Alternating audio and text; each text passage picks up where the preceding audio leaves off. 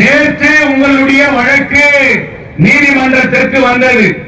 நீங்க உங்க கேஸ அவ்வளவு ஈஸியா அண்டர் எஸ்டிமேட் போடக்கூடாது. உங்க போராட்டம் எங்க சூடு புடிச்சு தெரியுமா? நீங்க நூற்றுக்கணக்கான தொழிலாளர்கள் ஒன்று திரண்டு ஒற்றுமையையும் உங்களுடைய நோக்கத்தையும் தங்கவயல் நீதிமன்றத்திற்கு காட்டினீர்களே, அன்றைக்கு உங்களுடைய போராட்டத்தினுடைய வலிமை ஒன்று கூடியது என்பதை நீங்கள் உணர வேண்டும். அது சாதாரண வழக்கல்ல. அதை சாதாரணமாக யாராவது பேசுவார்களேயானால் அவர்கள்தான் சாதாரணமானவர்கள் என்பதை உங்கள் சார்பாக நான் சொல்ல கடமைப்பட்டிருக்கின்றேன். அன்றைக்கு பல முறை நீதிபதிக்கு நாங்கள் வாதத்தை வைத்தோம். கன்சிலேஷன் நடக்குது, கன்சிலேஷனுக்கு மேனேஜ்மெண்ட் போக மாட்டோம், நாங்க போராட்டத்துக்கு போறதுக்கு தயார் இல்லை, கன்சிலேஷனுக்கு வர சொல்லு, நாங்க பேசிய பிரச்சனையை தீர்த்துக்கிறோம் சொல்லிட்டு நாம அவனுக்கு 100 வாட்டி சொன்னோம். எத்தனையோ டேட் கொடுத்தார் நீதிபதி, கன்சிலேஷன்ல போய் பேசுங்கன்னு சொல்லிட்டு. கன்சிலேஷனை கேவலமா நினைச்ச மேனேஜ்மெண்ட் நேற்று பிச்சை கேட்கிற மாதிரி ஹைகோர்ட் லாயரு பங்கார்பேட் கோர்ட்ல conciliation is bending, conciliation is bending, please provide an opportunity, we will settle the issue. அதனால இந்த தீர்ப்பை தள்ளி வை அப்படின்னு சொல்லிட்டு நீதிமன்றத்தில் பிச்சை கேட்டாங்க. அந்த வழக்கு தான் உங்களுடைய வலிமை என்பதை நான் சொல்ல கடமைப்பட்டிருக்கின்றேன். இன்னைக்கு 28ஆம் தேதி நீங்க பேசு காலையில 3 மணிக்கு நீ வாதத்தை பண்ணுன்னு சொல்லிட்டு நீதிபதி உனக்கு டேட் கொடுத்திருக்கிறார். இது வெற்றி இல்லையா? 12 மணிக்கு அவன் ஸ்டாண்ட் மாறினா 3 மணிக்கு நம்ம ஸ்டாண்ட் மாறுது. பிராக்டிஸ் இதெல்லாம் ட்ரேட் யூனியன்ல பல்வேறு விதமான யுக்திகளை கையாளணும். இது அரசியல் நாடு இல்லை. அரசியல் கட்சி மேல எதனா பேசலாம், எதனா சொல்லிட்டு போயிடலாம். ஆனா தொழிலாளிக்கு பதில் சொல்ல முடியாது. அவனுடைய வாழ்க்கைக்கு நீ பதில் சொல்லணும். டெய்லி அவன் முகத்தில் நீ முழிக்கணும். தலைவர் பதவி அவரை ஈஸி கிடையாது. சிவகுமார் ஒவ்வொரு தொழிலாளிக்கும் பதில் சொல்லணும். சொல்லணும்னா சந்தா கொடுத்த தொழிலாளி சட்டையை பிடிப்பான், பதில் சொல்லு கேட்பான். இதுதான் தொழிற்சங்கம், அதுதான் தொழிற்சங்கம், அதுதான் செங்கொடி தொழிற்சங்கம் என்பதை உணர வேண்டும். இன்னைக்கு மிகப்பெரிய முக்கியமான நாள். அண்ணல் அம்பேத்கர் அவர்கள், பாபா சாஹேப் அம்பேத்கர் அவர்கள் இந்திய நாட்டிலே ஜாதியின் பெயராலும் மதத்தின் பெயராலும் ஒவ்வொரு மனிதனையும் அடையாளப்படுத்திய முறையை ஒழித்து இந்த நாட்டிற்கு நம்மை நாமே ஆள்வதற்காக ஒரு அரசியல் சாசன சட்டத்தை வடிவமைத்து கொடுத்தது பாபா சாஹேப் அம்பேத்கர் அவர்கள். அவர்கள் உலகத்திலே இல்லாத ஒரு அரசியல் சாசன சட்டத்தை இன்னைக்கு வரைக்கும் இதுக்கு ஒரு ஆல்டர்னேட் கான்ஸ்டிடியூஷன் இந்த உலகத்தில் உருவாகல. அந்த கான்ஸ்டிடியூஷனை நாடாளுமன்றத்தில் சுதந்திரத்திற்கு பிறகு நமக்கு நாம் ரிபப்ளிகன் இந்தியா அப்படின்ற அந்த கான்ஸ்டிடியூஷனை சமர்ப்பித்ததால் பாபா சாஹேப் அம்பேத்கருடைய இன்றைக்கு அரசியல் சாசன திட்டத்தினுடைய நாள் என்பதை இந்த நாளில் 22வது நாளுடைய உங்களுடைய போராட்டம் இன்றைய நடந்து கொண்டிருக்கிறது. இன்னைக்கு பேசுறவங்க எல்லாம் சொல்லலாம் வலிமை மிக்க போராட்டம். இது இன்னைக்கு திருப்பி சொல்றேன், தொழிலாளர்களுடைய சார்ந்த போராட்டம் அல்ல, தங்கவயலுடைய எதிர்கால சமுதாயத்திற்கான சந்ததிக்கான ஒரு போராட்டம் தானாகவே உருவாகிவிட்டது. அதை சரியான இடத்திலே எடுத்துச் செல்ல வேண்டியது இந்த அமைப்பின் கடமை என்பதை நான் திரும்பி சுட்டி காட்டுகின்றேன். இது வெறும் வேஜிரிஷன் போராட்டம் இல்லை, இது வெறும் உங்களுடைய சார்ட்டர் டிமாண்ட்ஸினுடைய போராட்டம் இல்லை. தங்கவயலுடைய அரசியலையே புரிதலைக்க வைத்திருக்கிறது இந்த போராட்டம். அதனாலதான் மந்திரி வந்தாரு, அதனால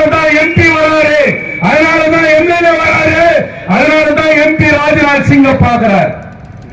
இந்த போராட்டத்தினுடைய வடிவங்களை நாம் மாற்றணும். இன்னைக்கு பேசும்போது சொன்னார் வேளாங்கண்ணி பாலராஜ், வரவேற்கணும். எல்லா கிறிஸ்துவ அமைப்புகளும் கத்தோலிக்க கிறிஸ்தவர்களும் உங்களுக்காக நாங்கள் வீதிக்கு வருவோம் என்று அறிவித்தார்களே, இது போராட்டத்தின் வலிமை இல்லையா? ஒரு நாள் சர்ச்சை விட்டுட்டு அனைவரும் தங்களை வீதிகளிலே வெளிவந்தால் நாடு நடுங்காரா?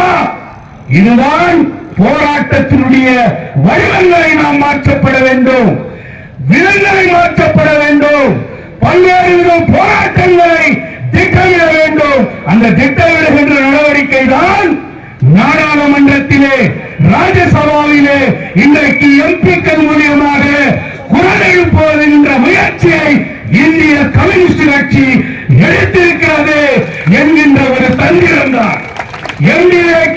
எம்பியை பார்த்து ஹரிஸ்வரம் பேச வேண்டிய என்ன நோக்கம்? இன்னைக்கு பல்வேறு விதங்களில் இன்னைக்கு போனோம். டிஎம்கே இன்னைக்கு நாடாளுமன்றத்தில் குரல் எழுப்புறேன்னு சொல்றாங்க. இப்ப விரத விட்டு ஆட்டலாமா? கேஜிஎஃப் பண்ணி ஆட்டி பார்க்கறியா?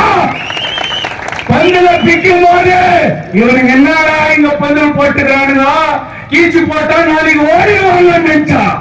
இன்னைக்கு கீச்சு பார், கை வச்சு பார், முடியுமா? முடியாது. கிழித்தால் இது தேசிய பிரச்சனையாகும். கிழித்தால் கர்நாடக சட்டமன்றத்திலே இது ஒழிக்கும். கிழித்தால் தங்க வயலே 1-2 வீர் கொண்டு உங்களுக்காக நிற்கும். நீ வீரர்கள், நீங்கள் கோழைகள் அல்ல.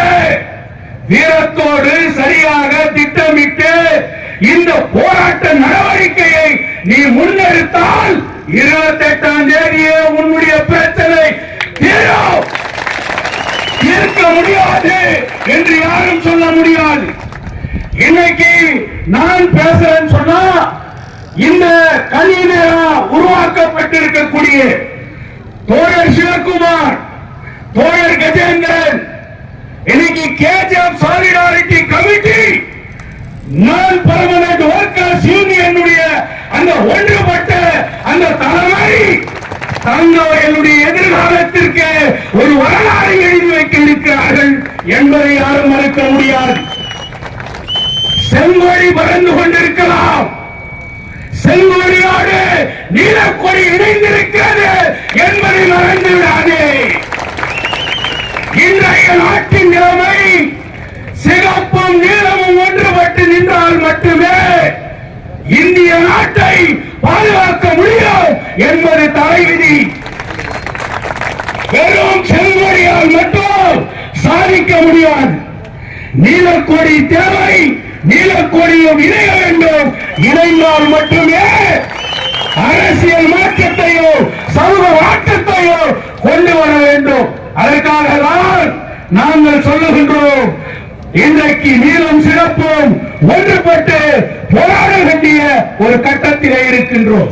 நீளமும் சிறப்புக்கும் அப்பாற்பட்டு மத ஓனர்கள் இங்கே இருக்கிறார்கள்.